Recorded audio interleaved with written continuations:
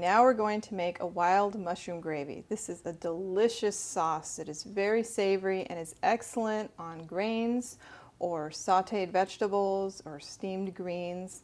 So I'm going to show you how to do this. I have a 1/4 cup of dried mushrooms here. We have a variety. You can use shiitake, maitakes, you can use dried oyster mushrooms or porcinis or portobellos. Put them in a bowl, and then I have 2½ cups of stock here on simmer, and I want my stock to be warm, pretty warm. So we've simmered it here for a little while, and we're just going to pour it in a heat-proof bowl. So I'm just pouring it very gently over my dried mushrooms. 15 minutes have gone by. We have our mushrooms. We want to use the stock for our sauce. So I simply strain the stock, I'm reserving the mushrooms. So here's my stock. Now we're going to take a skillet. I'm going to put this on a medium to low heat. I don't want a really high heat here. I just want to get my ghee melted. And I have a 1/4 cup of ghee. Ghee is a clarified butter. What that means is that it has been cooked until the milk solids have risen to the top and have been skimmed off. That way the butter actually has a higher smoke point. It won't burn while you're cooking it. And it's also a healthier fat in that it doesn't have those milk solids that many people often have a little bit of allergies to or a little bit of intolerance to. So it's nice to have this ghee. It's just a much higher quality butter. I'm going to get that going. And then I want to add, once this is all melted, I want to add 1 shallot that's been. All right, so we're nearly done here. We got this nice and melted. I'm going to add my shallots first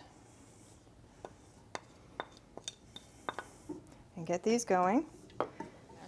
So you can hear the sizzle. Give it a little bit of salt now at this point. Make sure your heat isn't too high. I'm going to turn mine down a little bit. And at this point, you want to add your garlic. I have here a couple garlic cloves that have been minced, and I'm going to add them in here. Be careful when you add garlic that your heat isn't too high, because garlic does burn very quickly, and when that happens, you have bitter garlic. It's not a good flavor. I smell this. It smells lovely. With the ghee and the shallots and the garlic, it's fantastic. Put another pinch of salt. I like to layer the salt as I go to maximize the flavor and really infuse it into my aromatics. A roux is a classic French technique for thickening a sauce. And a classic roux, they typically use white flour. And in this case, we have 6 tablespoons of oat flour. And using my whisk to break up the flour, I'm just going to whisk very vigorously. And take your time in terms of just making sure that you whisk out the lumps before you add more flour. You want to just get a nice smooth paste. This is one of those moments where you really want to awaken your senses, and you can tell when your flour is toasted not only by looking at the color, which it'll get a little bit tanner, had a nice toasted color to it, but it will also change in flavor. And notice that I haven't stopped whisking. You have to do this constantly so that you don't burn your roux. And then when I add more liquid, when I'm ready here, I'm going to add stock. Then I'm going to wait for it to thicken.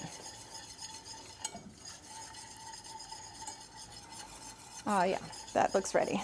Okay, so it doesn't take long, about 5 minutes. I'm going to add my stock. Pour that in and add it in little stages. There we go. And add the rest of it. Very nice.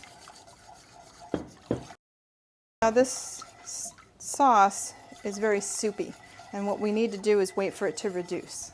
So I'm going to bring my heat up to a medium. Bring it up so that it starts to bubble a little bit. I don't say boil because I don't want a rolling boil here. Still want to treat my ingredients delicately. It takes about 5 to 10 minutes after you add the stock to thicken it.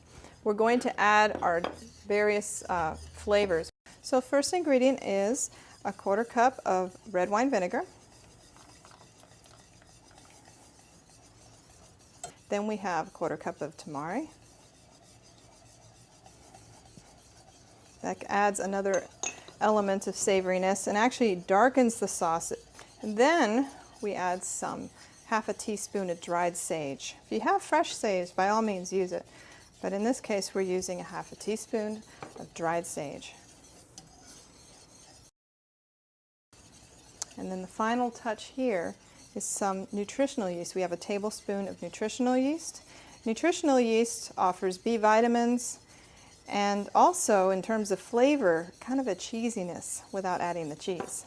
So one last pinch of sea salt, and a little bit of cracked pepper. What's gravy without cracked pepper? Stir that in like that. And just before I finish this, I have to give it a taste. So I have a tasting spoon here.